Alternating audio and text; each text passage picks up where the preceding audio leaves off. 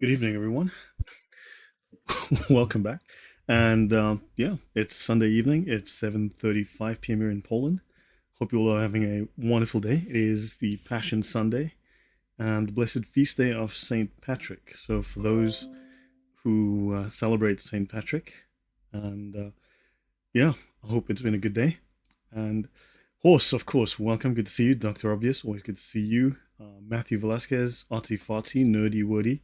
Uh, with the best name on the internet, Dr. Jonathan Gemmell from New Zealand. Welcome. Monday AM, good grief. Philip from Spain. Damian Kuzmich, XYZ, great to have you. Thank you for the support. Thunderous, Sandro, and others. Yeah, so welcome, guys. Many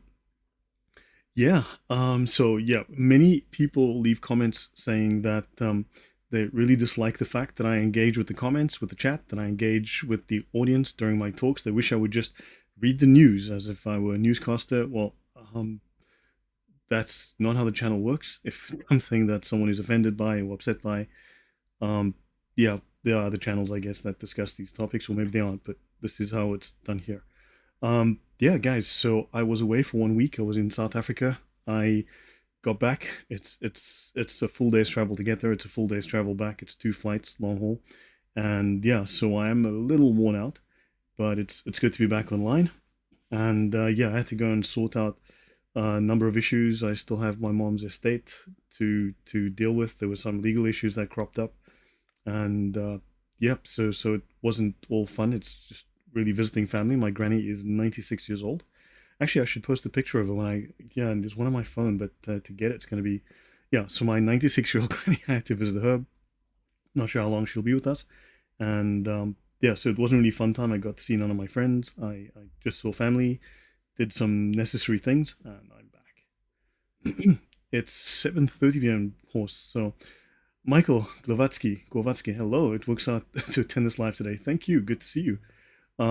Yeah, so I'm doing, at the moment, I'm going to be doing discussions on Gnosticism and early Christianity, as well as the early biblical canon. So I'll be talking about Gnosticism, which technically would be the Catholic Church versus the Gnostics, although I have that as a separate talk, the Catholic Church versus Gnosticism.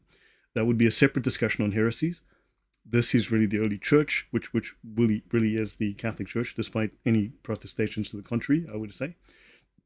And of course, we're using as a basis, we're discussing the common view of Gnosticism, which comes from Dan Brown's Da Vinci Code. So we want to compare the actual Gnostic writings with the Da Vinci Code. And of course, I had someone leave a comment saying, well, you're just lying. You're just making things up. You're not using the actual Gnostic writings. I'm like, that's really stupid, because I'm using Dr. Michael Heiser's work, who's quoting the Gnostic writings, and I have quoted them in the past. Welcome, Century Sense. Okay, so let's dive in. Let's catch up on a few things. So it is Passion Sunday, also known as the fifth Sunday of Lent. It's the Christian observance that marks the beginning of Holy Week. That's the week leading up to Easter. It commemorates Jesus' triumphal entry into Jerusalem and the beginning of his journey towards crucifixion and the resurrection. It's a time for reflection on Jesus' sacrifice and teachings, as well as a time for believers to prepare themselves spiritually for the celebration of Easter. I looked that up because I wasn't actually sure what Passion Sunday really meant. So thank you very much, Geckoberry. Also, by the way, Thaddeus reached out to me today, this morning actually. Muslims managed to shut down my stream today with false flags, which is serious. So obviously he must have been over the target. And yeah, this is very unfortunate that Muslims will do this. He says, to respond, I was thinking I'll read some of the scholars of Islam talking about dhimmis. So he asked me, do you happen to have a ready-made collection of quotes on the subject? I sent him an extensive library, so he hasn't read my message yet, I noticed. But I did respond as soon as I woke up, because I was still fast asleep at that time. But I have sent him an extensive response. So he's got dozens and dozens of responses. So hopefully he can use those. But yeah, this is something that's pretty serious. Because someone actually asked me, do I still talk to Thaddeus? Well, Thaddeus wrote to me this morning. Okay, so by the way, so for these subscribers, I have sent you a link to the first 30 slides of my Martinus Luther, the first Protestant slides. So I've sent you a link to that, the first 30 slides. I sent you that today, so you guys are free to download that. And for for just viewers and subscribers, not the channel members, you can get the first 15 slides. I have the link pinned in the chat, so you can have the links on top in the chat. But also you can go to my community tab and you'll find Luther the First Protestant, and you can get the link to the first 15 slides if you guys want to download that. That's available to you. And it's a zip file, just unzip it. And then also, by the way, tomorrow I will do Martin Luther's 95 Theses. That is a discussion on Martin Luther and scatology. Scatology is poop. So Martin Luther seemed to have a fascination with the brown stuff Martin Luther had a fascination with poop and farts. And as I write here, so we need to talk about Martin Luther's 95 Theses. That's going to be tomorrow evening, probably 2 parts. So Martin Luther, as I write here, was foul-mouthed in the extreme. He was truly crass. In other words, the first Christian, right? The first Christian, using poop and fart references to silence critics during his coarseness, silence critics due to his coarseness and presumably a lack of proper arguments. The founder of the Protestant religion and primary innovator of its theology had a fascination with, excuse my French here, with shit. Insulting people by claiming they were satanic shit, he argued with Satan loudly while on the toilet and developed major theological doctrines like sola fide while taking a dump. As we can all probably admit, we all have our best theological ideas while taking a shit. No doubt, because this is when God blesses us with theological innovation. So, yeah, I think having major theological ideas while taking a dump is normal, and that's just, that's how your best ideas in theology come to you. So crass is an adjective that means lacking sensitivity, refinement, or intelligence, coarse or vulgar. It can also refer to behavior or language that is blatantly offensive, abusive, or unrefined. So I don't know if this is going to be called anyway, so also there's a paper that you need to download. That's what's my major source, my major reference. German Hercules, the impact of scatology on the definition of Martin Luther as a man. So this will be something that I will refer to heavily, and this will also link to and relate to additional discussions that I will be having in my Luther series. So I'll be doing stuff within the slideshow, but I'll also be going to third-party sources that I'll be pulling in. This is all relevant to the discussion on Luther. So Luther had a serious fascination with poop, and Luther was an incredibly crude, incredibly coarse, vulgar man. It's really, I mean, the more you read about this man, the more you realize the nicest thing you can say about Martin Luther is that he was an asshole. That is honestly the least offensive, nice thing you can say about this man. Yes, Lloyd said the 95 Theses, because that's exactly what I have here. Martin Luther and the 95 Theses, because this man had a thing for feces. And we'll be discussing this on and off, but most of what I'll be dealing with is just what is here, although as I go through the Martin Luther series, I'll bring in other details and ideas. But this is largely a discussion around this paper. Okay, guys, so that's out of the way. So now we need to get back to Gnosticism. So, thank you, Nathalie Stagg. Thank you very much. So, yeah, how's Luther ever been to complete seminary? Was he a diversity recruit? I have no idea. Definitely, yeah, probably a diversity hire. Okay, guys, so yeah, 95, yeah, grief. Okay, so I just want to go back to the last couple of slides that I touched on in the previous Gnosticism talk, just to refresh everyone. So the weight of the evidence falls on the side of those who see Gnosticism as a thoroughly Christian movement, shall we say a Christian heresy, right? With some scholars arguing that Gnostic theology is based on interpretations of the early Christian writings attributed to Apostles Paul and John, suggesting that Gnosticism could not have originated earlier than 90 to 95 AD. Now, the Gnostic writings are 3rd and 4th century, let's say 4th century writings, right? Let me skip forward. Now, I'll cover this slide. I've already done this one, but I'll pick up from here where I left off and continue to the next part of the slides. So once again, thanks all for joining me, and good to be back, and good to have all of you here. So let's continue. Goeienaand uit Duitsland uit. Julle mooi mense. Baie dankie Rick Baas. Goed om jou te sien. Right. Okay, where did Gnostics emerge from? So Gnostics emerged from Egypt and attempted to merge their knowledge of the Old Testament. Don't forget, that's the Christian term. It's just called the Jewish Bible for the Jews, and the Jewish writings. This is before the New Testament is written. So that's Egypt, okay? And of course, we must not forget that Hermes Trismegistus, right, with his Hermeticism also, that is sourced in Egypt, and the two are linked at the hip. As the New Testament began to be written, they sought parallels in local Egyptian religion, resulting in the development of Gnosticism.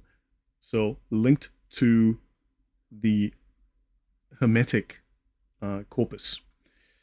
Evidence shows an intellectual, eclectic Gnostic community rising out of the ruins of the Jewish court in Alexandria after AD 117, losing the intellectual war in Alexandria by the early 3rd century, and going on the run south, away from the ecclesiastical authorities in Alexandria.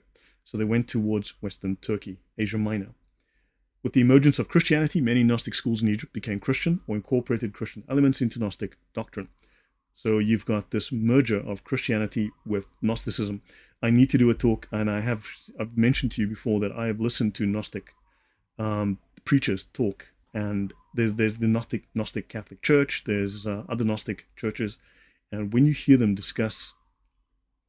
preach, it can take a while before you realize that this is not Christianity, because it is so much like Christianity until you click and you realize when they say something that's not orthodox, but you can be fooled easily. It's really, really tough sometimes.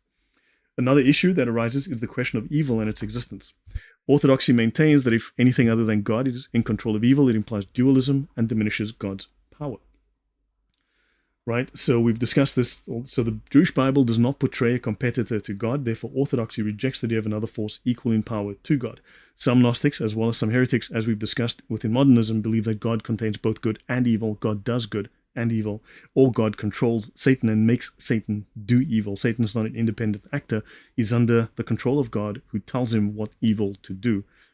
So there are these, and these would be heretical views. The Orthodox position suggests that while God is somehow in control of evil, there may be different interpretations of how this control is exercised. The New Testament has the idea that God can take evil, manipulate it, and ultimately use it for good, in the sense that if your house burns down, God didn't necessarily cause your house to burn down, because that would be God doing evil. God is not supposed to do evil. But from that, God will try to find a path towards good. He will try to find a way to recover from that. He will try to use it for good, but doesn't mean he causes it to do good. Right. So, is Gnosticism an attempt to answer the problem of evil? And this is where we ended. Gnostics believe that evil was inherent in the world's creation. It is a view that the world is evil, that matter is evil. Only spirit, only faith, if you want to think, pardon me, sola fide is good. Only spirit is good. Everything else is evil, because you saw the depravity of man as discussed by people like John Calvin and Martin Luther, that everything you do, every single thing that you do is evil. You can only do evil, you can only want evil, because you are steeped in evil. There is nothing good that man can do. That's the view of Martin Luther and John Calvin, which actually goes against the biblical view. So, evil is inherent in the world's creation, and it was not the result of a fall or wrongdoing. So if the world is created evil, then the responsible entity, Yahweh, in the Jewish Bible must also be evil. Gnostics identified a separation between the true God, who is pure and light, and the creator God associated with the world's existence, the God who made the world, who said that the world was made and it was good. Gnostics were genuinely troubled by the problem of evil and raised valid questions about its origin, in one sense a response to existential and theological inquiries. While the exegesis may have been flawed, the questions they asked were important. These are valid questions, but their conclusions are, well, anti-Christian. However, the idea that Gnosticism was once the dominant view, as portrayed by Dan Brown and some sources like Elaine Pagels, Bart Ehrman, lacks evidence and is not historically accurate. Gnosticism was always on the fringes. It was on the outskirts. It was a reaction against the majority opinion within the early Christian church. The idea that orthodoxy prevailed because of the powerful influence of figures like Irenaeus is misleading and inaccurate. These ideas were utterly contrary. I already discussed the Gnostic mythology or cosmology, which is clearly unchristian, clearly goes against anything within Christian doctrine. Early Christians, including the church fathers, were facing persecution and were trying to survive in a hostile environment. They had other concerns going on. The historical record contradicts the portrayal that Gnostics were suppressed by the power-hungry church authorities. They had fringe ideas that didn't really resonate with people. They were trying desperately to gain influence. Now, finally, at certain points, they did. But Gnosticism has always been the enemy of the church. Eating in a pizzeria, Matthew. Yeah, sorry about your friends, Dr. Obvious. I hope that they managed to solve that and deal with that. That's really unfortunate. Yes, it does. Chevalier says, wouldn't that contradict one? God saw all that he had made, and it was good, and there was evening and there was morning. Yeah, exactly. That does contradict the creation, the Genesis 1 narrative, that everything that God made was very good, whereas they have exactly the opposite view.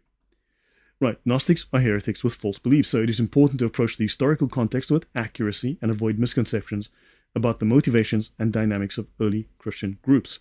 Now, Gnostics raised what can be deemed valid questions, but refused to accept the instructions and arguments put forth by the early Christian church councils. So too, we can make that same accusation against Martin Luther and John Calvin, and I will be showing you why. Note, rhetorical questions that people put forth are often not legitimate. They are sophistry designed to sow doubt. So very often questions that are posed are not legitimate, like when Muslims ask you questions about Christianity. These are not legitimate questions. They're not even going to respect your answer. These are simply questions designed to sow doubt. It's like, what about? Those kinds of questions are simply designed to undermine, not designed to elucidate or elicit truth. Now, the Gnostic inability to coherently refute the majority arguments led to their defeat at the Council of Nicaea. The council did not eliminate Gnosticism, but it did make a declaration regarding the falsity of Arius' position. Yes, atheists do love those too. Right? So the council made a declaration regarding the falsity of Arius' position on the nature of Jesus. So some individuals at the council did not want Arius expelled. Some considered him still Christian. Why? I don't know. Arians are referred to as Christians in some ancient writings. So just a small handful of fathers didn't want him expelled. They still considered him Christian, even though his views were heretical. Now, why? So they say that Arius accepted that Christ is the way of salvation, being too lenient. In other words, well, he just believed in Jesus, so that's enough. Well, okay, fine. That's a pretty low bar. It's a pretty low standard. Even Muslims believe in Jesus. I guess that makes them all good Christians, right? No, it doesn't. Why do I caption my image too few Lloyds today? I've been using too few Lloyds for a while. Too few Lloyds. Well, we could use a few more Lloyds, I think. But since you asked, because it was a response to someone who claimed that there were too many Marys. So because there are too many Marys. We can do with fewer of them. You'll know what I'm talking about if you know what I'm talking about. So let's just say that she made some very bad takes on things that I discussed about Luther, and she made some very bad takes on early church history, and she made some very bad takes on the Bible, which was just laughable. So anyway, so in response to that, I changed my name to Too Few Lloyds, because we have too many Marys. We can do with at least one fewer. However, Arius' view of Jesus as the way of salvation was heretical. The early Christian church saw Arius as a heretic. Arius believed that Jesus was a created being and subordinate to God the Father, which is the Muslim view, right? So Arius accepted that Jesus Christ is the way of salvation. Except Jesus is a created being. Only God can forgive sins. So if Jesus is created, then he cannot be God and he cannot forgive sins. Therefore, he has no authority over sin, no authority over death. So you understand, this undermines Christian theology. So Arius cannot be Christian. He's a heretic. So therefore, saying that, well, he accepted Christ. Well, which version of Christ? What heretical version of Christ did he accept? So therefore, that's a very weak argument. That is not permissible as an actual argument to justify him being Christian. I know it's not on topic, so I'll ask if you have free time to make short-form content. Could you address Zoroastrianism? For what I know, it sounds like the earliest form of Christianity. It's the earliest form of Christianity. Sure it is. Sure, whatever you say. So I have discussed Zoroastrianism in my monotheism series, and Zoroastrianism, actually, a lot of it blends into Islam. So yeah, but as you know, Christianity was founded by the pharaohs. Christianity was founded by I don't know, you pick your favorite conspiracy theory, right? So everybody has a theory on. So I mean, just as you know, Islam was created by the Jews. Islam was also created by the Catholic Church. I wish those two groups would get together and decide which one of them is right and which one of them is wrong, because they can't both be right. So yeah. Anyway, so you should look at the link between Islam and Zoroastrianism. Mal at Islamic Origins has done a lot of work on Zoroastrianism. So have a look at that. Anyway, so Arius said Jesus was created, a created being. He was not part of the Trinity, not God. He was subordinate to God the Father, which is a heretical view, which is a Gnostic view, which is the Muslim view. Right, so this is heresy, in that it contradicted the Orthodox view, which held that Jesus is fully divine and co-eternal with the Father. So the First Council of Nicaea in 325 AD condemned Arius' teachings as heretical and issued the Nicene Creed, which affirmed the Orthodox view of Jesus as begotten, not made, of one essence or one being with the Father. Right. Right. So, while Arius and his followers may have considered themselves Christians, their beliefs about the nature of Jesus were heretical by the standards of the early Christian church then and today. And of course, we know that many of the theologians in the 19th century, Lutheran theologians, considered that Martin Luther was continuing the tradition of Arius. I've discussed that on the show already. I've discussed that in detail already. The discussions that he was the continuation of Arius. Now, nag or naj, so you're looking at the Egyptian or the Arabic pronunciation, means curve or bend. So Gnostic ideas re-emerged during the Middle Ages and were embraced by certain groups in both early and late Middle Ages, as did, of course, the emergence of Heretical views, right? The Corpus Hermeticum, Hermes Trismegistus, his views also emerged in the Middle Ages. So despite not being widely supported, some individuals found the Gnostic position appealing and considered it a satisfactory answer to religious questions. These could not have been smart people. Right, there are 7th century writings that see what becomes Islam is an anti-Trinitarian heresy, exactly. And a lot of Aryans fled to Persian Empire, got into contact with the Arabs, yes. In Sanskrit, Muhammad means great poison. Nag means snake, who can also spit out. That is very interesting, Terry. Thank you for that. Hold on. Let me just bring that up here. That's very, very interesting.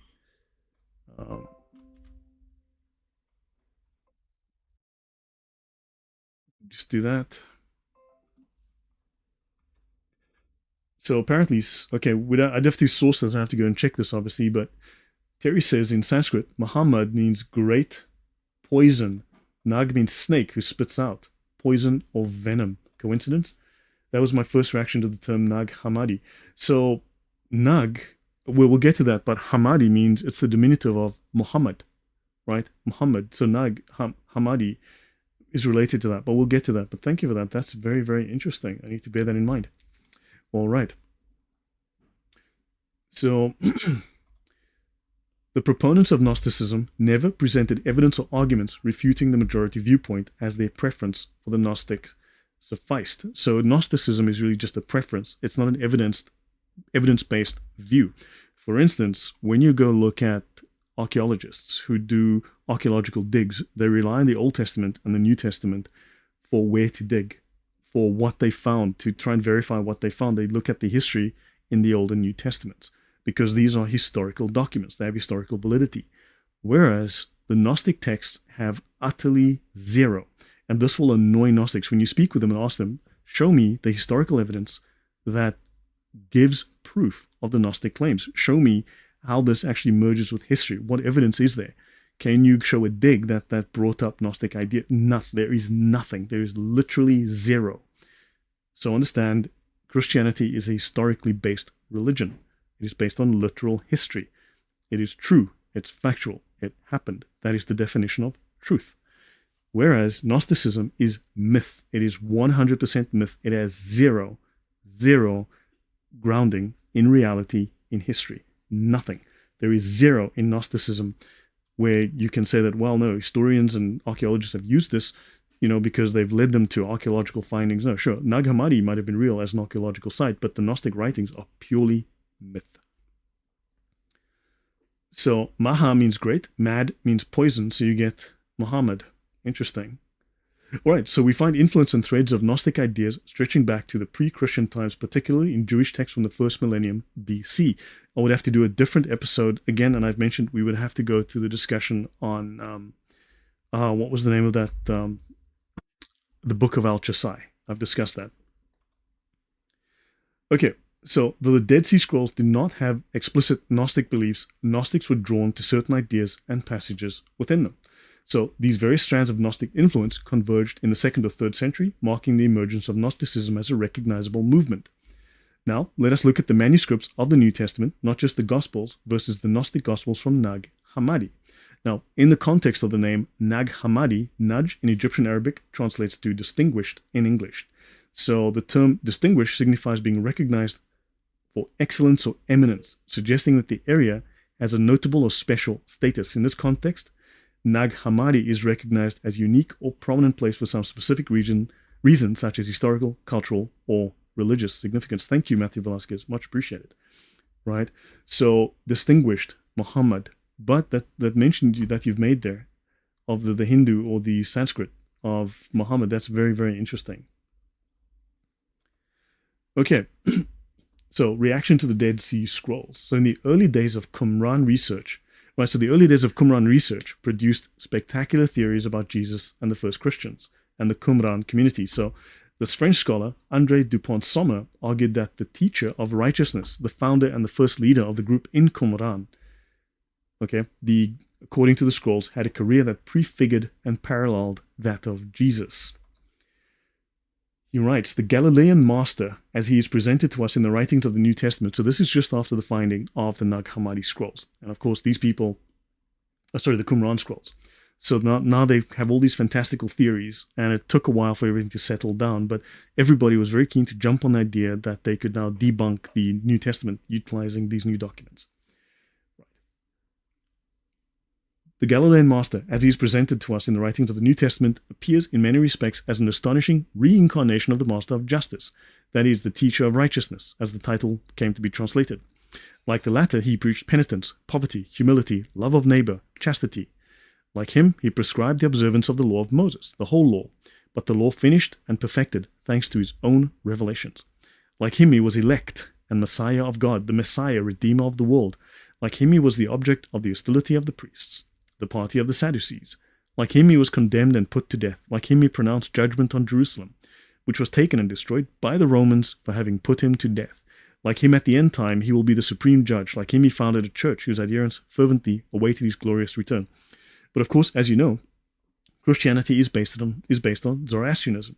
As you know, Christianity is based on the Qumran scrolls and the Galilean master. As you know, Christianity is based on sun worship. As you know, it's based on what they call the Hellenic Greek ideas. As you know, Christianity is based on Ra. I don't know, there's already 5 different completely contradictory ideas here. So if someone can tell me which one is right, because we can think of dozens. If we go have a look, we could find dozens of these. Christianity is based on, pick your particular favorite myth. Like, seriously. Like, which one's right? Right, continue. So he influenced a man called Edmund Wilson, who wrote the Scrolls from the Dead Sea. Edmund Wilson was the picture on the bottom. He argued that the relation of the Covenanters of Qumran to Jesus and the first Christians could be seen as the successive phases of a movement, saying that the monastery, this structure of stone that endures between the bitter waters and precipitous cliffs, with its oven and its inkwells, its mill and its cesspool, its constellation of sacred fonts and the unadorned graves of its dead, is perhaps more than Bethlehem or Nazareth, the cradle of Christianity. I guess he doesn't know that Iran is the cradle of Christianity. He doesn't know that Greece is the cradle of Christianity. He doesn't know that the sun worship of Rome is the cradle of Christianity. He doesn't know that Islam is the cradle of Christianity, that Jesus was a Muslim. Good grief. Jesus was apparently like 50 different groups. So if someone could figure out which one is correct, because there's just far too many to pick from. Yeah. So anyway, here we've got another one. This is number 91 or 2373 version of where Christianity comes from. So yeah, so there's lots of different scholarly opinion and also unscholarly opinions. 31 flavors like ice creams, exactly.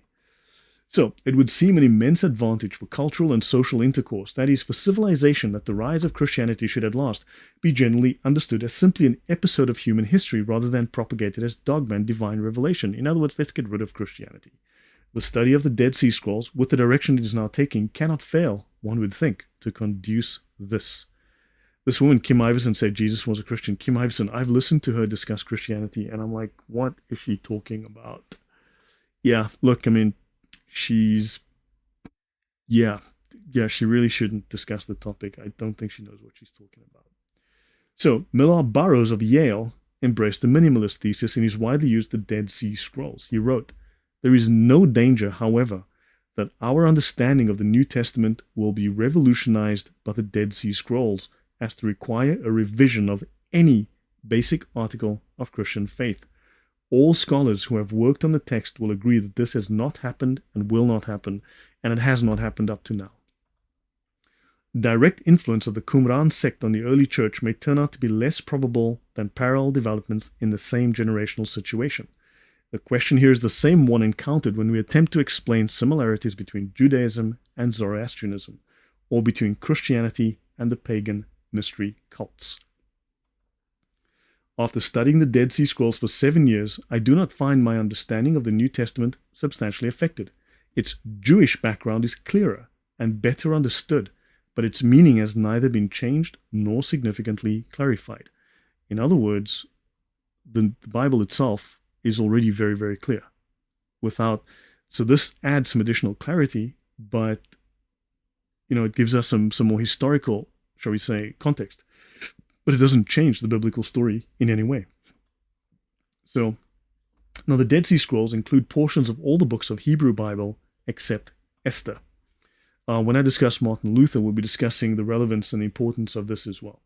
In the Scrolls in the New Testament, Krista Stendhal of Harvard collected 13 detailed studies of the sect by 11 different scholars. One man wrote 3 of them, examining the major similarities between the Qumran sect and early Christianity. None of DuPont Summers' writings was selected because they obviously realized he was talking nonsense. Yeah. So, Stendhal concluded, "It is true to say that the scrolls add to the background of Christianity, but they add so much that to arrive at a point where the significance of similarities definitely rescues Christianity from false claims of originality in the popular sense and leads us back to a new grasp of its true foundation in the person and the events of its Messiah." Interesting. Stendhal argued that the similarities between the Qumran sect and early Christianity do not diminish the originality of Christianity, but highlight its true foundation in the person and events of Jesus Christ. The scrolls add depth to the background of Christianity, reinforcing its authenticity rather than detracting from it. While there are major differences between the Qumran and the early Christian literature and communities, there are also significant similarities in theological vocabulary, doctrinal tenets, and ritual practices. It is likely that both traditions are rooted in a common tradition in Judaism. That's the overlap. Because Christianity, as much as don't forget, the New Testament, the Bible was edited by the Protestants to remove the Jewish link. They didn't like the Jews, although they would use that when they needed to, so they were a little inconsistent, but we'll discuss that in the Luther talk. But they wanted to make a separation between the Jews and Jesus. And many quote-unquote Christians, like one that comments regularly on Thaddeus' channel, likes to claim that Christianity is, Jesus was not a Jew. What he was, God alone knows, but Jesus was not a Jew according to this Christian, right? But it shows here there's a common tradition in Judaism. As more scrolls have been published, this conclusion is further supported. So that was Stendhal, right? Krista Stendhal of Harvard. So let's have a look at now. That's part 1 completed. Let's look at part 2, the New Testament. Right, that's the Vinci Code. This is Nag Hammadi. This is here. This is the Sinai. This is Israel up here on the top right. That's the Gaza Strip here. All right, that's Nag Hammadi down here. Right, that's the Red Sea. In the Da Vinci Code, Lee Teabing is cast in story as an expert on the Holy Grail, which we find out is not a chalice or a cup, right? It is the bloodline of Jesus. The Holy Grail, if you've watched good grief, man, what was the movie with, good grief, now suddenly I'm tired. So my memory is suddenly shot. But if you've watched the movie, Raiders of the Lost Ark, then you'll know about the Holy Grail was the cup. That, so anyway, so the Holy Grail is the bloodline of, not Monty Python. I'm talking about Spider 1132 says, thank you so much, Lloyd, for the work you do on becoming Catholic in 2 days. God bless you. Wow, Spider 1132. That's really, really a big step. Not Monty Python on the Holy Grail. We're talking about Indiana Jones, correct. Jesus was not a Jew. Yeah, must have been a Muslim because he submitted to God. Exactly. Okay, so Professor Teabing in the movie and the book, the Da Vinci Code, says that more than 80 Gospels were considered for the New Testament, and yet only a few were chosen for inclusion. Thanks, Sandro. Matthew, Mark, Luke, and John among them. These texts, he says, are the earliest Christian records and the unaltered Gospels. So according to Professor Teabing, written, of course, in the Da Vinci Code by Dan Brown, is stating that these Gnostic Gospels are the earliest Christian records and the unaltered Gospels. Now, this is a bunch of nonsense, and we'll explain why historically. This is fiction. This is genuinely just fiction, and we're going to have to go into detail as to why that is with a number of slides. When the Da Vinci Code came out, every scholar from any theological position, from fundamentalists to the most atheist liberals, said that this book is complete bunk. The claims made about the nature of the Gospels, suggesting that these Gnostic Gospels are the earliest and unaltered, are considered laughable by professionals in the field. Exactly. Nonsense. Complete nonsense, villains. Good to see you. So these claims are often dismissed as fiction, and most people would have accepted them if it weren't for certain factors. In the Da Vinci Code, the author claimed to have conducted meticulous research that would supposedly revolutionize our understanding. This, coupled with subsequent interviews and statements, angered many, which led to a backlash. Scholars stated that he misconstrued the research and his sources are unreliable. The Nag Hammadi texts are 13 ancient codices, or books, with about 50 Gnostic texts discovered by accident in Upper Egypt in 1945 during excavations. So, Kenoboscion. Right, Kenoboscion, let me just bring that up. So let me bring up this link. So Kenoboscion, Sheneset, right? Kenoboscion means geese pasture in Greek, okay? And then Sheneset means the trees of Seth, the trees of Seth. Seth would be a major figure within Gnosticism as well. So he was the third son of Adam and Eve, so he actually plays a role within Islam as well as in Gnosticism because they're called Sethian Gnostics. And if you look up the book of Al-Chasai, my talk on Al-Chasai, which I'll do again, that'll become clearer. So Muhammad Ali Saman, similar to the story of the Dead Sea Scrolls, stumbles upon the Nag Hammadi codices searching for fertilizer in the mountains near his village. That's this guy here. Right. Thank you again, Matthew Velasquez. Appreciate that. Thank you again for the support. Much appreciated. So that's really kind of you. Thank you.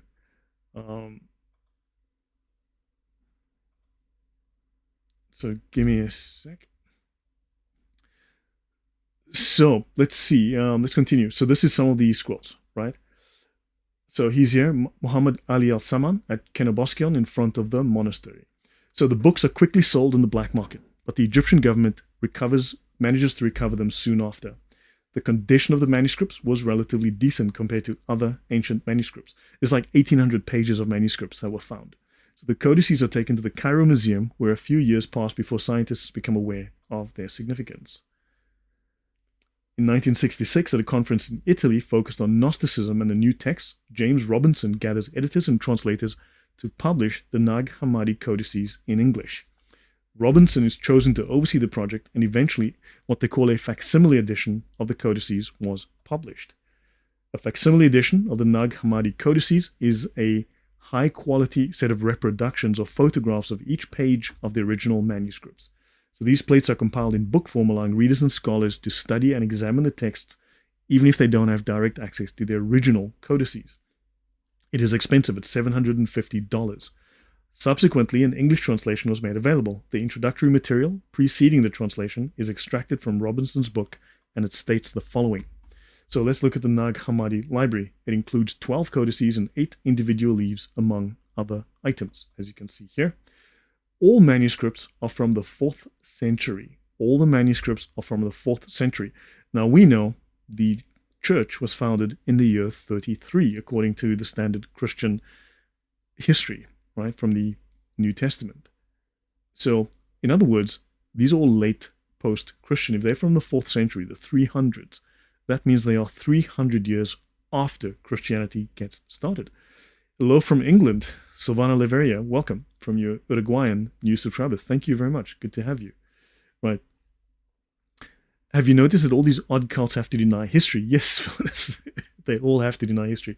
So these manuscripts are written in Coptic. Now, Coptic is a language that emerged by incorporating ancient Egyptian into a Greek framework with several similar letters. Additional letters were introduced into Coptic to represent sounds specific to the Egyptian language, not present in Greek. But certain overlap does exist in these languages, right? So the 1st century spans from the year 0 to 99, while the 2nd century begins with 100 to 199, and so on. Then you have from 200 to 299. That's how centuries work. So specifically, we are discussing manuscripts from the 4th century written during the 300s. So these manuscripts are in Coptic, but scholars widely agree that they are translations of older Greek material. One of the supporting factors is the presence of numerous Greek loanwords in the texts. Silvana says, please ignore the people that say you shouldn't interact with us during a presentation. Well, thank you. Yeah, I try to have a conversation and really interact with people, and many do appreciate that, so thank you. So the Vinci Code falsely claims that these texts are the earliest Christian records. They cannot be the earliest Christian records if they are written in a language that comes much later, if they are translations that come from... So anyway, yeah, these are from the 300s. They cannot be the earliest Christian records, and we'll discuss at length why not as we go on. An introductory book on this topic is called Text of the Greek New Testament, Textual Criticism by David Allen Black. This is highly recommended. Then F.F. Bruce writes the Canon of Scripture, right? And Bruce Metzger, the Text of the New Testament. And then, of course, you have Lee M. MacDonald, The Formation of the Christian Biblical Canon. Some books to recommend if you want to have a look at the history of the text of the Greek New Testament, the historical work that shows this. So, this is New Testament Textual Criticism, a concise guide by David Allen Black, and the Nag Hammadi Library by James M. Robinson. Right, let's continue. So the introductory material prefacing this translation notes the library of the 4th papyrus manuscript consists of 12 codices plus 8 leaves from the 13th and contains 52 separate tractates.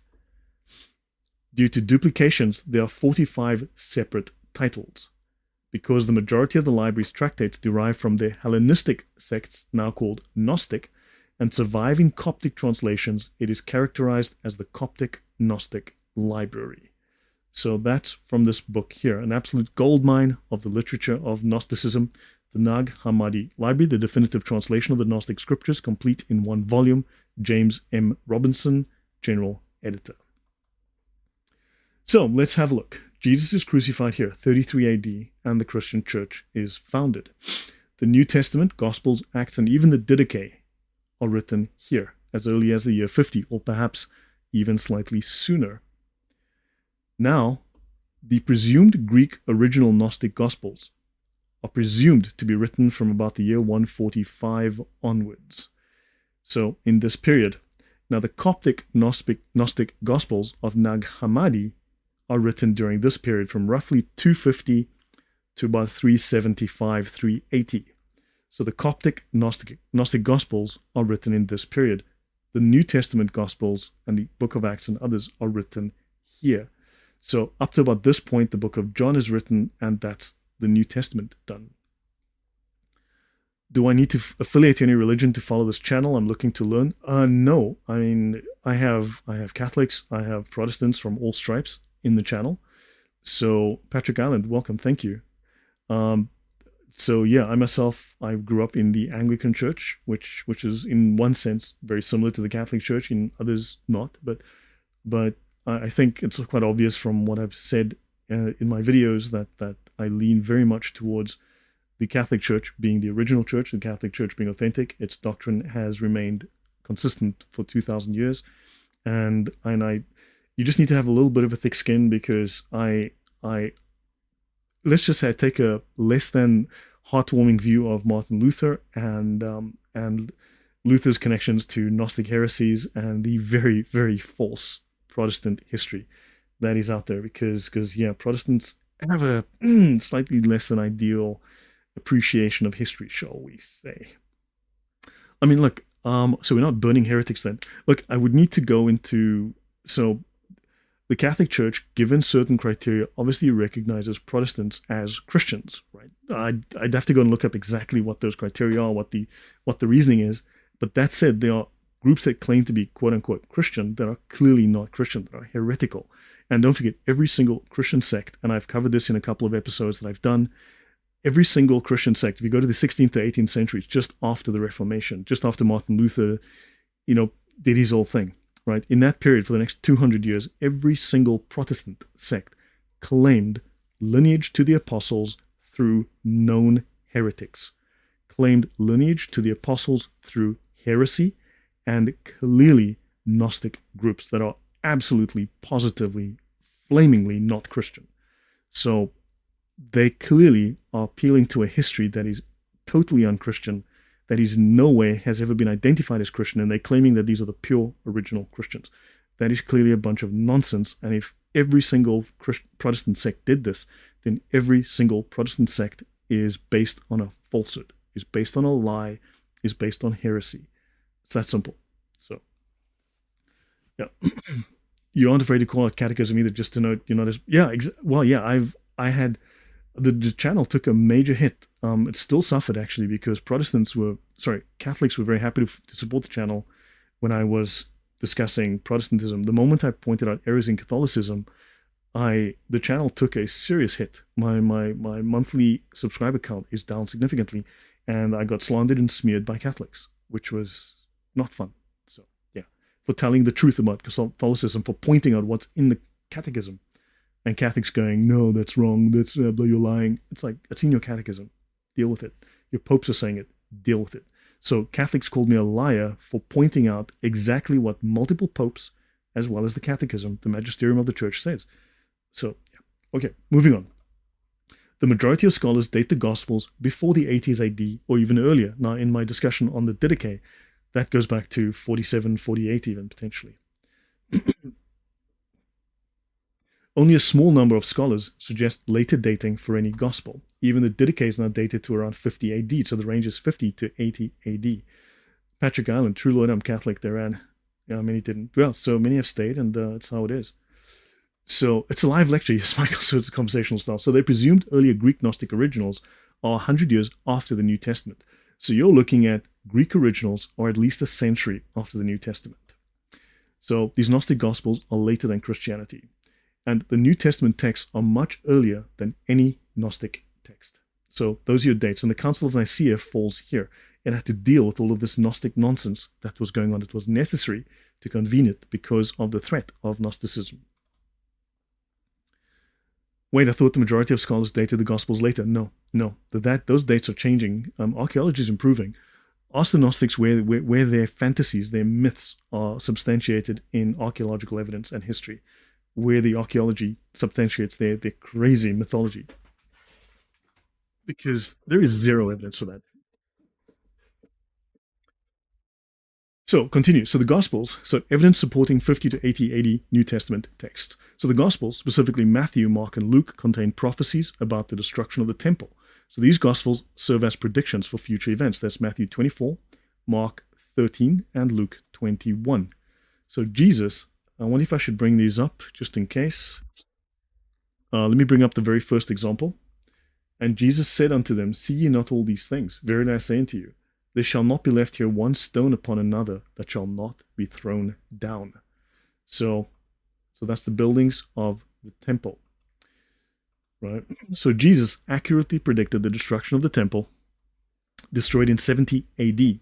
None of the Gospels mention the fulfillment of this prophecy about the temple's destruction, so therefore they had to be written prior to the temple being destroyed. So Luke does not mention the deaths of Paul and Peter in his Gospel or the book of Acts. So external sources indicate that Paul died around 66 to 67 AD. Similarly, Peter was martyred during the reign of Nero, so his death must have occurred prior to 68, likely 66 to 67 AD. So if they had known about this, they would have included this. So they must have been written prior to these dates. The temple destruction and the deaths of important figures like Paul and Peter were significant events in Jewish and Christian history. On the 9th of the month of Av, or August 29th in AD 70, Jerusalem fell. The temple was burned, and the Jewish state collapsed. So the fortress of Masada was not conquered by the Roman general Flavius Silva until April 73. So the book of Acts ends before the death of Paul, and Luke is believed to have been written before the book of Acts. So this timeline raises questions about why the deaths of important figures like Paul and Peter are not included in the gospel accounts. So by not including them, the gospels were written before these events took place. Now, manuscript evidence, the Rylands Papyrus. Ancient writers state that Peter was crucified about 34 years after his encounter with Jesus. This time frame aligns with the death of Peter. So that's the Rylands Papyrus. I believe the 1st century text 1 Clement and the writings of later Christians like Origen and Tertullian and John Chrysostom indicate that Paul's death was associated with martyrdom.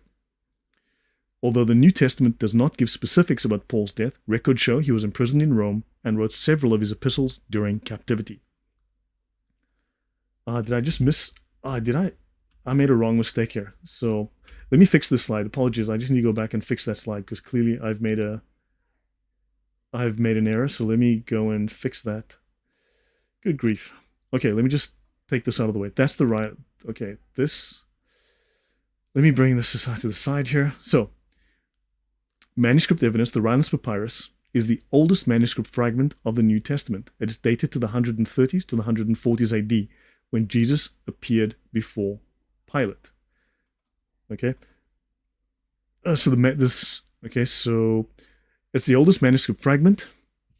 It is a fragment of. Hold on, let me just get that. You know, sometimes I make typos, as you know. Let me go back and fix that. Okay, so it is dated to the 130s to 140s AD. It is a fragment of John 18, 31 to 33, where Jesus appeared before Pilate. Let's have a look. Then Pilate said unto them, oops, let's go back here, get it again. Then said Pilate unto them, take ye him, and judge him according to your law. The Jews therefore said, it is not lawful for us to put any man to death, because the Jews were under the Roman law, and they could not do capital punishment. That the saying of Jesus might be fulfilled, which he spake, signifying what death he should die. Then Pilate entered into the judgment hall again and called Jesus and said unto him, art thou the king of the Jews? Sorry, some small time. So yeah, anyway. So the papyrus dates to this date, and it's a fragment of this. It contains the interaction between Pilate and the Jews, with Pilate telling them to take Jesus and judge him according to your law. The Jews replied they were not authorized to put anyone to death, which is fascinating that everyone says, oh, the Jews killed Jesus. Well, they weren't given permission under Roman law to kill anybody. They couldn't put anyone to death. So this had to come from Pilate. They said that in order that the word of Jesus might be fulfilled, the Jews mentioned that the word of Jesus needed to be fulfilled regarding the type of death he would die. Jesus had to die. So those Christians claiming, well, the Jews killed him, and if he hadn't been killed, he would have lived. Well, then, unfortunately, he wouldn't have conquered death. There would be no resurrection. There would be no salvation, because then those Christians are bad Christians, because they're saying that, well, Jesus was wrong to die, and that would destroy the basis of Christianity. So I've got to question your history and your theology. Now, the red letters in the papyrus indicate this specific text. That these are the red letters here. So the papyrologists and the New Testament paleographical experts analyze and study these ancient manuscripts, and computers, of course, make it much easier. So Dumb Brown in his academic sources failed to address these facts due to ignorance or deceit. Let's continue. All right. So the age of the Nag Hammadi, Gospels or Scrolls versus Gospels in the New Testament. So Is there hard evidence that the New Testament Gospels are older than the oldest Nag Hammadi material? Yes. What about the entire New Testament? Is it older than the oldest Nag Hammadi material? The answer is yes. We've already discussed that, right? That's our documents here. Now, the Epistle of Pseudo-Barnabas, 70 to 79 AD, quotes Matthew and Mark. So that falls within this period, 50 to 80. The Didache quotes Matthew extensively. So then, of course, the Didache dates from roughly 48 to the year 50, according to lots of new research. So then that means Matthew must date from even sooner than the year 50. Luke and John are quoted in the Muratorian fragment from 170 to 180 AD. Polycarp, who lived from 69 to 155, right, and the Shepherd of Hermas date from 100 to 160. Both of these reference the New Testament, and that is before the Greek original Gnostic Gospels. So early church fathers and writers frequently quote the New Testament in their sermons, their commentaries, and their theological writings. Roman records help establish the dates of these figures and when they lived, providing a chronological framework. So when early church figures quote passages from the New Testament, this fixes a date for the existence of these passages before the quotation. So the Didache and the Muratorian fragment, etc. So the Didache extensively quotes from the Gospel of Matthew and is commonly dated between 70 and 130 AD. Newer research tells us this is dated 48 to 50 AD. Right? So the Muratorian fragment mentions quotes from the Gospel of Luke and John and is dated to be around 170 to 180 AD. The Muratorian fragment, also known as the Muratorian Canon, is a copy of the oldest known list of most of the books of the New Testament. External methods of dating, analyzing historical records and other ancient texts also help establish the timing and the authenticity of these quotations and texts. So I made another mistake here. Paleographical analysis, carbon-14 dating, and other methods can be used to determine the age and authenticity of ancient texts, including the writings of ancient church fathers. Polycarp lived from 69 to 155, a convert of the Apostle John, and he quotes from the New Testament books, including Acts. The Shepherd of Hermas also quotes from Acts. The epistles of Paul, particularly Romans, are cited by early church fathers like Clement of Rome, Polycarp, and the Didache. These citations provide further evidence for the existence and use of these texts in the early church. So if the Didache dates to the year 50, that means that there were epistles written by Paul prior to that. Right, so hopefully this provides lots of evidence that discusses that the Gnostic Gospels come much later than the New Testament. So a pattern is forming. So 1 Corinthians is cited in the Didache and the Shepherd of Hermas, as well as 2 Corinthians is cited by Polycarp. Galatians is cited by Polycarp and Ignatius. So let's have a look. Ephesians and Colossians are cited by Polycarp, Clement, and Ignatius. Philippians is cited by Polycarp, showing a pattern of early references to the New Testament.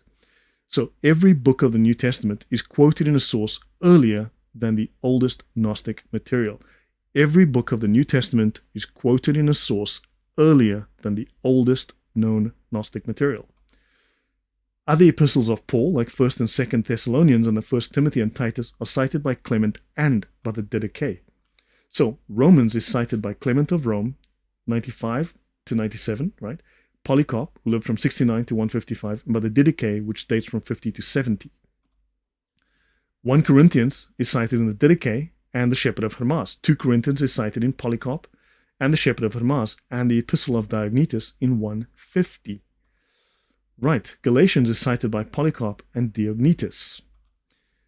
Ephesians and Colossians are cited by Polycarp, the Shepherd of Hermas, and Ignatius from 50 to 117. And Philippians is cited by Polycarp, Shepherd of Hermas, and Ignatius. So you're looking at 117 as the latest date. Right, let's continue. So Ignatius makes allusions to the personal letters of Philemon, with some debate over whether it's an actual quotation or an allusion, but it serves the analysis. So the book of Hebrews is often cited by Clement, showing early usage. Other New Testament books like James, 1st and 2nd Peter are cited by Clement. 1st John and the Shepherd of Hermas and the 2nd John are cited by Polycarp and other sources, and also referenced by other early church figures. The book of Revelation is cited by the Shepherd of Hermas and Justin Martyr, dated to 160 AD, again demonstrating early acknowledgement and use of the text. So 1 Timothy and Titus are cited repeatedly by Clement, also cited in the Didache 1 Timothy, and the Shepherd of Hermas. That's around the year 100, right? 1 Timothy and Titus. Ignatius makes allusions to the personal letter to Philemon, so he's discussing that right after the year 100. 1 and 2 Thessalonians are cited in the Shepherd of Hermas, the Didache, Polycarp, and Ignatius around the same time. So the Shepherd of Hermas is a 2nd century Christian writing, part of the works representing the Apostolic Fathers.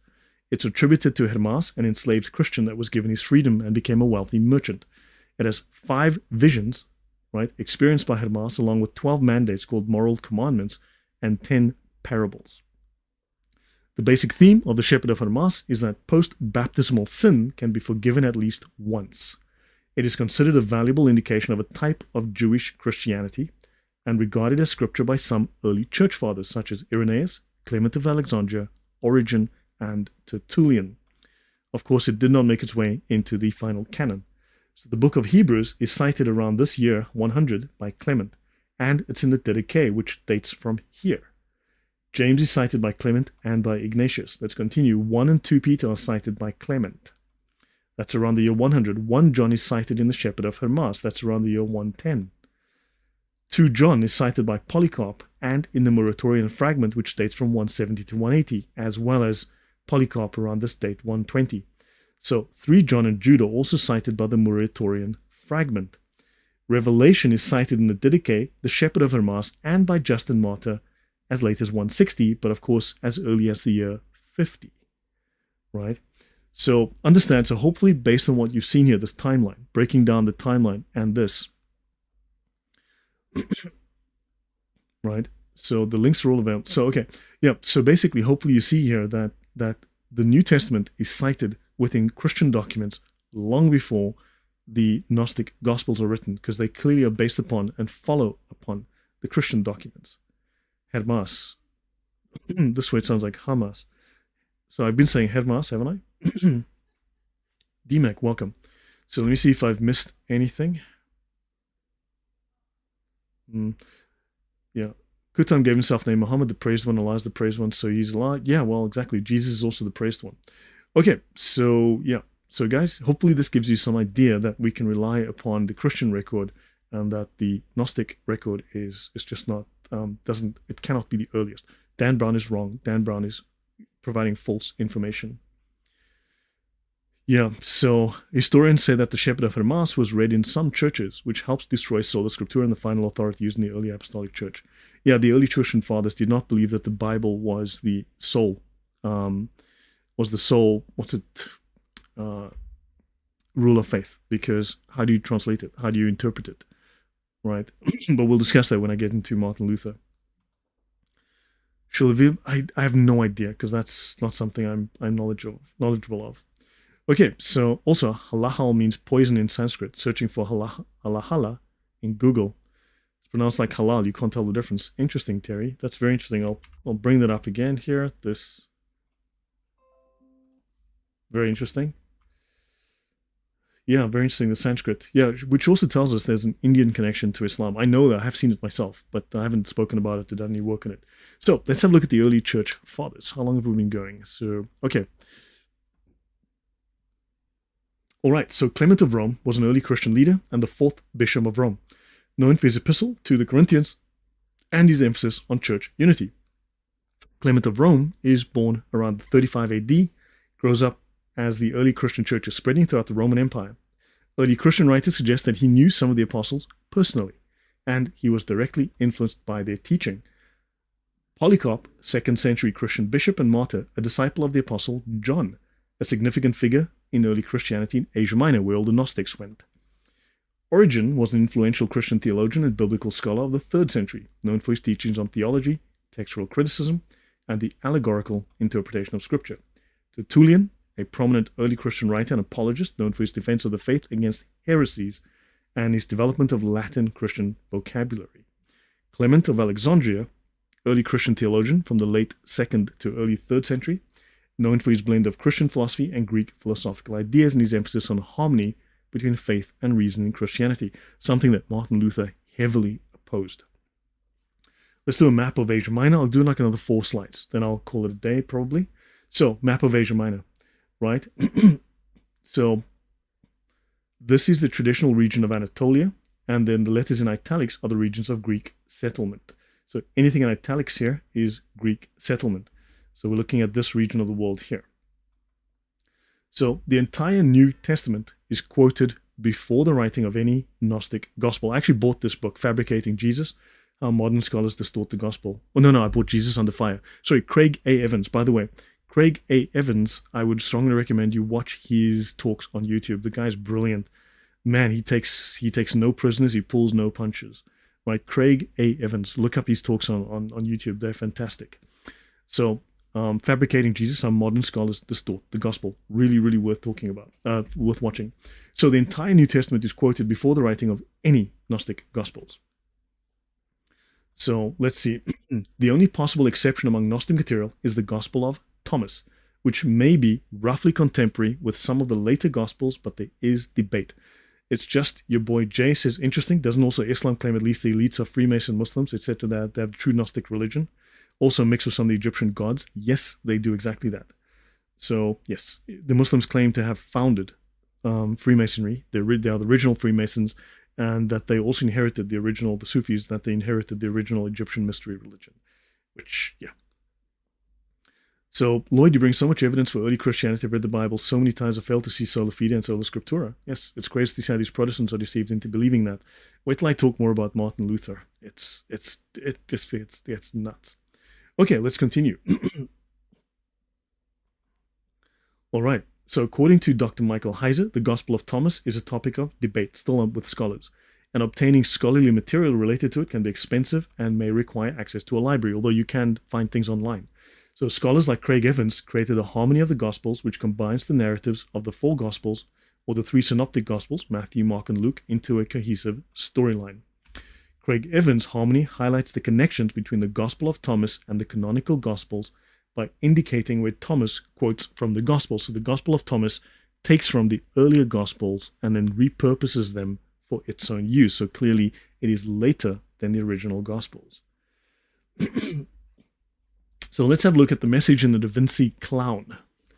More than 80 Gospels were considered for the New Testament, yet only a relative few were chosen for inclusion. Matthew, Mark, Luke, and John among them. So, said Lee Teabing in the Da Vinci Clown, so this falsely implies that all Gospels written in the ancient world were being considered at relatively the same time. That's false, because the Gnostic Gospels are clearly written much later, at least 100 years later than the Gospels. So, there's no way they could have been included for selection, right? Dumb Brown's academic characters contend that the decision over which books to include in the New Testament was made at Nicaea in 325 AD. That again is false. Okay, Nicaea was a discussion. While it did reaffirm the Bible, that was a minor aspect of it. It was really a discussion about the Arian controversy. That there existed no early consensus in the decades that followed the writing of the New Testament Gospels, for which Gospels told the true story of Jesus. So he's saying that there was no consensus over which Gospels told the true story of Jesus. However, the early church had an early consensus on the four Gospels. It implies a conspiracy involving picking and choosing from 80 books and rejecting truth and secrets in the others for potentially nefarious and conspiratorial reasons. It's crazy how they weren't selecting books that were not yet written. It's insane that the early church fathers didn't choose books that weren't written yet. Dumb Brown creates the impression that all the Gospels were worthy of equal weight or consideration. We'll look at some of the contents of some of those, and you'll see why they could never be included anyway. With 80 books, how could anyone know what was true? Yes, Dr. Obvious, secrets. There were secrets. So according to Indians, the Aryans were considered to be noble and smart and enlightened, but yeah, according to the Nazis as well, right?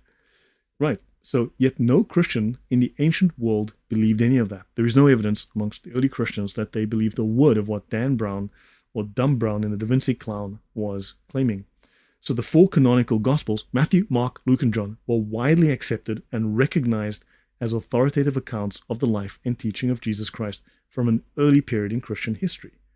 The process of formally establishing the New Testament canon took several centuries, was not finalized until the Councils of Hippo and Carthage, 393 and 397.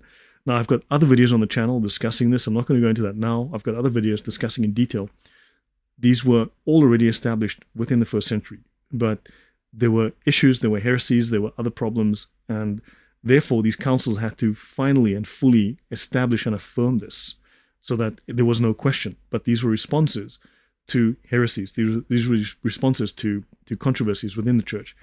So they had to finally say, look guys, can we just stop arguing about this? This is already settled. I will be talking about Simon Magus. That's coming up much later in the discussion. So the Diatessaron and the first Bible canon. So the Gospels are written 50 to 80 AD. John dies around 100, maybe 96 AD, roughly 50 years later. The heretic Marcion or Marcion came after John. He categorizing inspired writings into gospel and apostle groups. So Marcion makes the first Bible canon. The reason we actually have the canon, the reason the canon had to be formed was because Marcion created the first Bible canon of 11 books, throwing out most of the Bible. Right? But he selected only 11 books with edits for his own personal new biblical canon. So Marcion did not include the Gospel of Thomas or the Nag Hammadi Gospels. Fascinating. Maybe they weren't around at the time.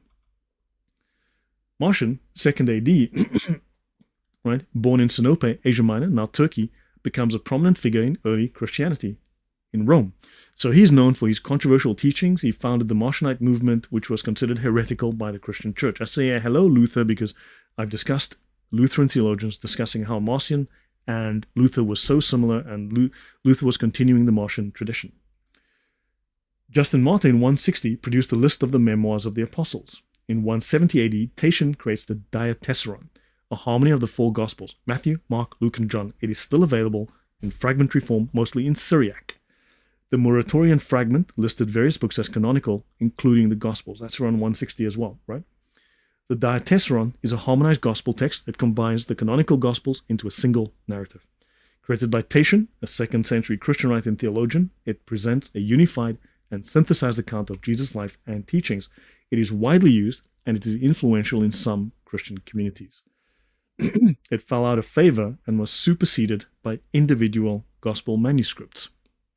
Remember, at the time, you couldn't just photocopy or use your laser printer to make copies of books. They had to be painstakingly and very expensively written by hand. And distribution, there was no FedEx at the time. DHL wasn't around either. So let's look at Tatian and the Diatessaron. Tatian. In 170 AD, the Muratorian fragment describes the four Gospels, 13 epistles of Paul, Jude, and 2 epistles of John as canonical.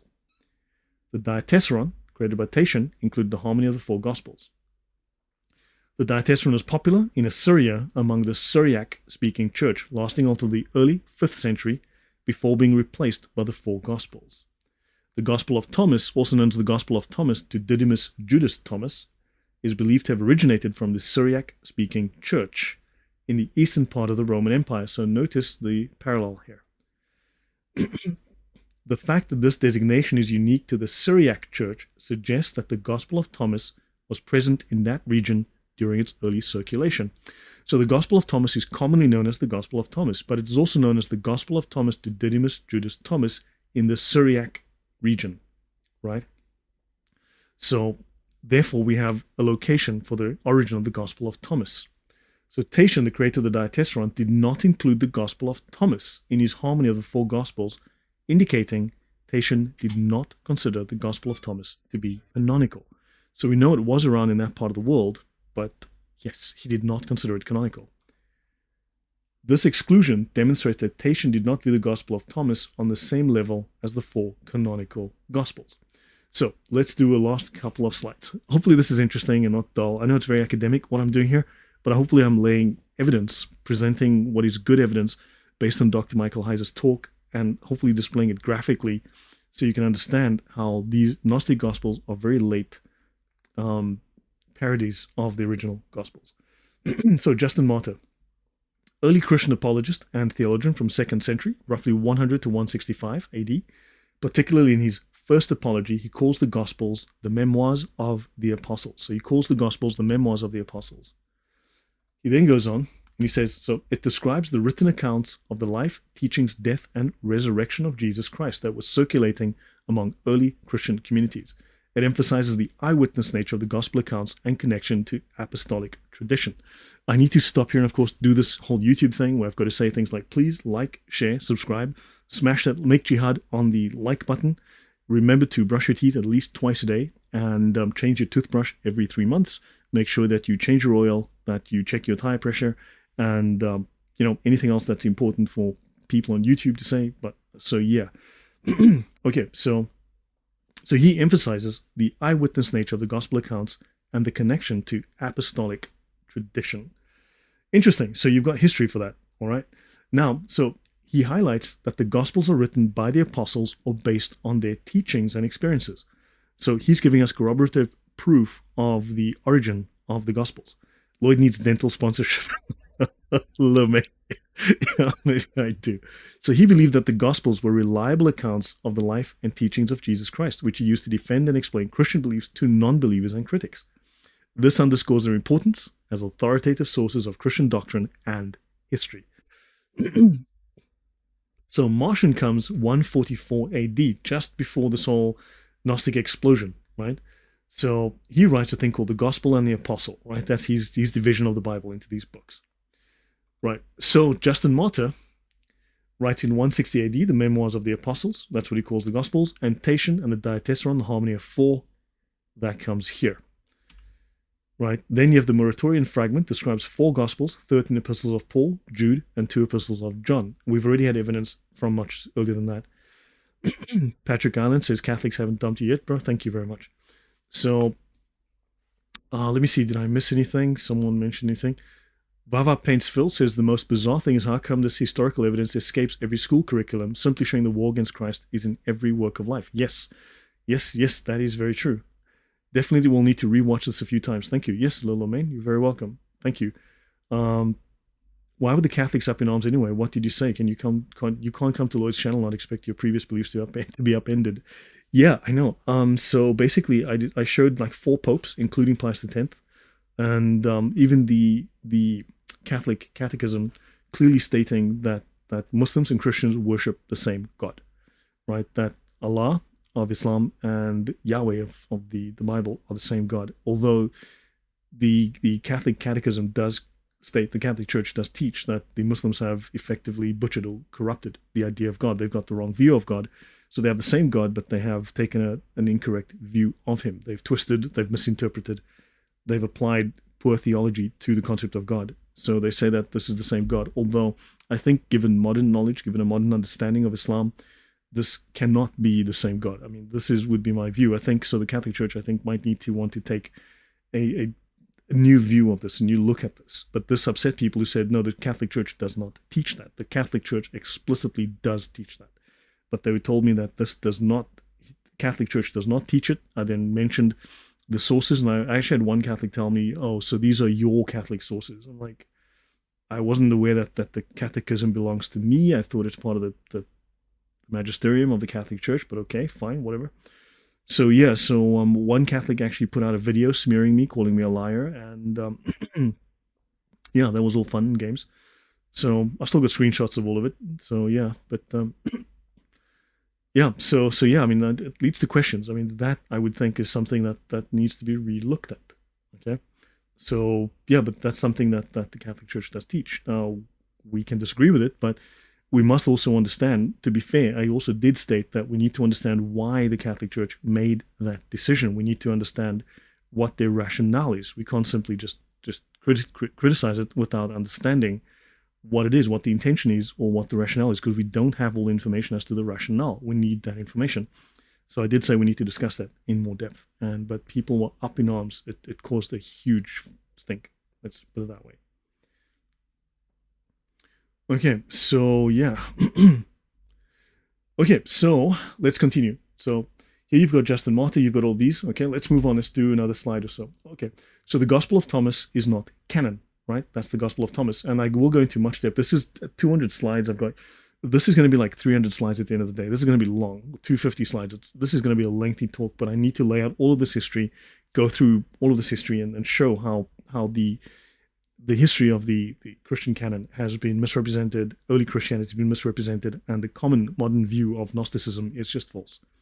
All right, so Justin's disciple Tatian produced a new edition of the Fourfold Gospel by unstitching the sections of its 4 component parts, then rearranging them so as to form one continuous narrative. This edition, the Diatessaron, or the Harmony of Four, proved very popular, especially in Assyria, where the Syriac-speaking church was most unwilling to abandon it at the beginning of the 5th century in favor of a new Syriac version of the 4 separate Gospels.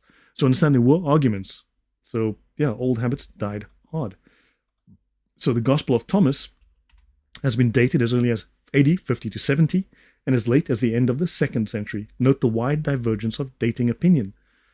But since parallels to its more explicitly Gnostic concepts and terminology date from the 2nd century, it is probably no older than the end of the 1st century. Because the Gospel of Thomas partakes of Gnostic ideas, it must come from not earlier than the end of the 1st century. Right? It is probably no older than the end of the 1st century. This attribution of the Gospel to Didymus Judas Thomas shows that it derives from the East Syrian Christian tradition centered on Edessa. The New Testament canon, the Gospel of Thomas, Dictionary of Jesus, and the Gospels. So Didymus means twin, right? So we need the Dictionary of Jesus and the Gospels. So sorry, this is a chapter called New Testament canon, Gospel of Thomas, in a book called the Dictionary of Jesus and the Gospel from InterVarsity Press, by the way. So Dictionary of Jesus and the Gospels. So yeah. Didymus means twin. It comes from the eastern part of the Roman Empire, the Syriac-speaking church, the only place that designation is found. So now we know where the Gospel of Thomas hails from, right? The Gospel of Thomas was run in the Syriac church, but was not in the Diatessaron. Tatian did not accept it. And Tatian is not from the evil western part of the empire, the Catholic part, with the evil Catholic bishops. He's from the east. So in other words, he's not rejecting it because he's an evil Catholic. He's rejecting it because the Gospel of Thomas is not canon. It is Gnostic. It is not a valid Christian book. So the Gospel canon was known 150 years before Nicaea. So understand also, Nicaea did not establish the New Testament canon. The Gospel canon was known and established 150 years before Nicaea even happened. So, okay, so I'll finish off on this slide. How about I just finish on slide 53? The message in the Da Vinci Clown. These Gnostic texts are the unaltered Gospels. Dan Brown says on page 248. The statement assumes that the Gnostic Gospels all agree on the details of Jesus' life and teachings, which is completely false. The Gnostic Gospels do not agree on the life and teachings of Jesus. Remember, these are 45 different narratives, each with their own particular take on Christianity, Gnostic Christianity. These are 45 contradictory, incompatible ideas that they share certain heretical concepts. They share certain common concepts, but none of them tell the same story. So which one do you choose? Some of the stories are the same story told by 3 different groups in 3 different ways. Which one is correct? They are all over the place. The Gospel tell one story of the resurrection. The Gospels tell one story of the crucifixion, right? Whereas these Gnostic Gospels are just myth. They make things up. They're all over the place. So, right? So the statement assumes that the Gnostic Gospels all agree on the details of Jesus' life and teachings. In reality, the Gnostic Gospels do not all agree on who Jesus was, on what Jesus said, where Jesus went, and what Jesus did. There are disagreements among the Gnostic Gospels, indicating changes and alterations. The Gnostic Gospels are not a unified monolithic source, so they cannot be. They're just, unfortunately, like Protestantism, they are just theologies that are just all over the place, completely nuts. I mean, I've gone into some of the stuff of Mani. I'll do that again. I'll discuss what Mani believes. You read it and you're like, this is fantasy. Like, this is like fantasy while someone's tripping on drugs, right? The Gnostic Gospels are not unified. They're not monolithic, and they do not have perfect agreement. They frequently disagree. It implies that the disagreements between the canonical Gospels invalidate them as accurate sources for the life and teachings of Jesus. Well, so if you say that the canonical Gospels disagree slightly, therefore they are not valid, the Gnostic Gospels, they're just wild disagreement, which means they are absolutely, totally disqualified from having any kind of validity whatsoever. So, yeah, let me finish here. Page 54, what the heck? Let me go on. Okay, the Gospel of Thomas, the Dictionary of Jesus and the Gospels. That's the book here, the Dictionary of Jesus and the Gospels, InterVarsity Press. The Coptic version of the Gospel of Thomas was discovered in 1945 among the Nag Hammadi codices. Since then, it has received more scholarly attention than any other extra-canonical Gospel. It is more important for the study of Jesus and the canonical Gospels than any other extra-canonical Gospel of which we have a complete text. As well as the Coptic version of the whole Gospel of Thomas, there are 3 fragments in Greek, which would be earlier. which were discovered among the Oxyrhynchus papyri and published in 1897 and 1904, but not recognized as fragments of the Gospel of Thomas until the Coptic version became known. And it states here, though there are significant differences between the Greek fragments, which are from 3 distinct copies of the work, and the Coptic text that are recognizably from the same work, must therefore have existed in at least 2 redactions. So there were multiple competing versions of the Gospel of Thomas alone, and now you've got 3 different versions. So you've got 2 different versions, which became 3 different versions, which we now have this one version that in the Coptic. And that's the Gospel of Thomas, Dictionary of Jesus, and the Gospels. So even these, so how Dan Brown can claim that these are the unaltered Gospels, there is no truth to that. It cannot be true. He's simply, that is fiction. The man is writing fiction. Understand that the Da Vinci Clown is a book of fiction. So guys, I'll stop here. I think this is good. We've gone long enough. I think it's roughly an hour and a half or so. So guys, we'll call it that. Hopefully this has been interesting as a historical discussion. Hopefully you've learned a great deal. And especially in terms of the historical. Christianity is a historical religion, right? It is based on history. It is based on truth. So, of course, if the story is true, then God exists. Then Jesus came down to earth. God came to earth. He died. He was resurrected.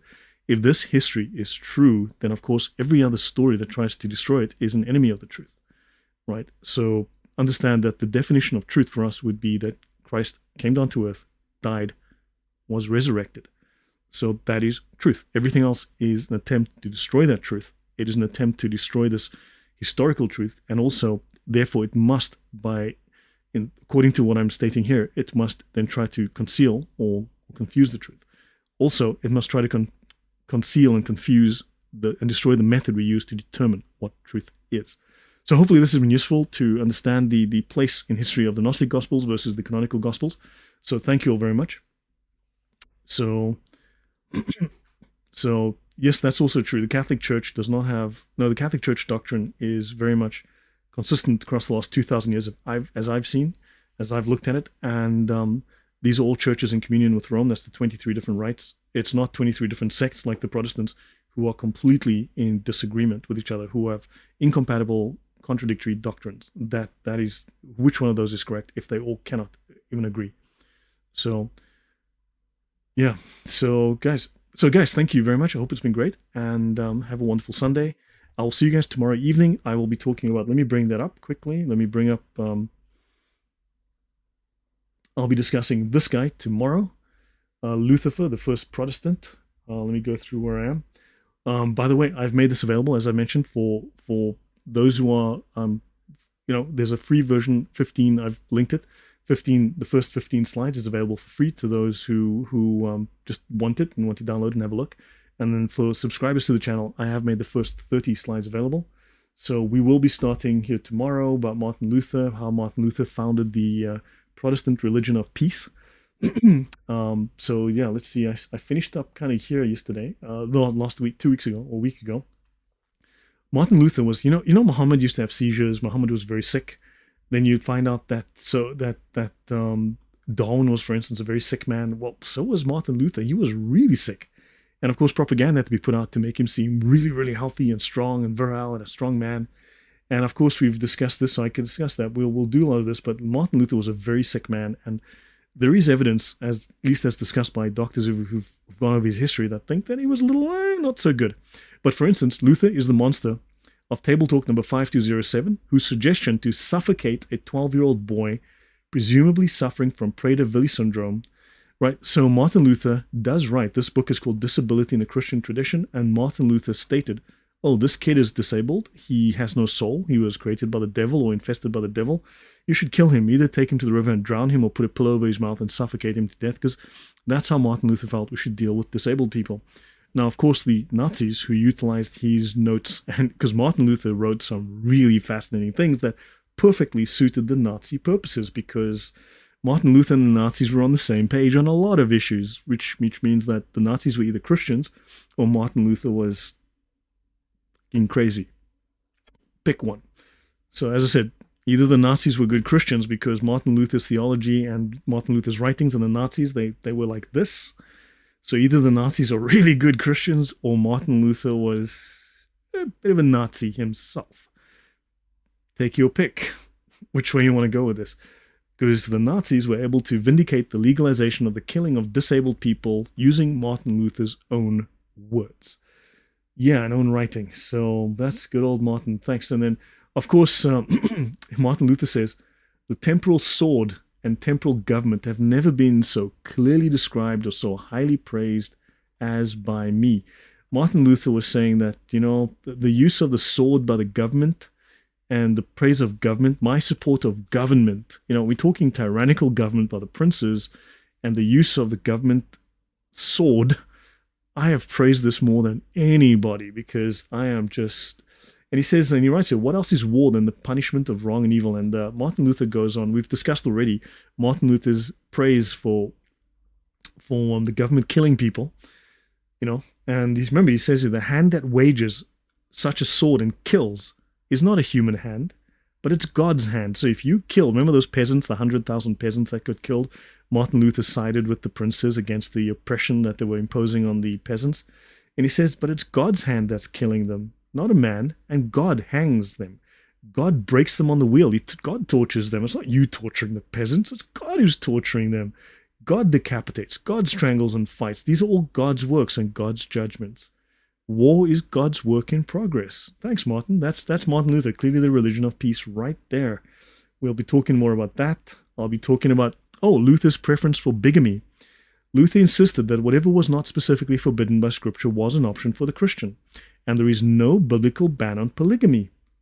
So Luther said, I cannot object if a man wants to take several wives, since Allah does not forbid it. Since Holy Scripture does not forbid it, so therefore Allah allows you to take multiple wives. That's Martin Luther for you, which is very Christian, right? So either am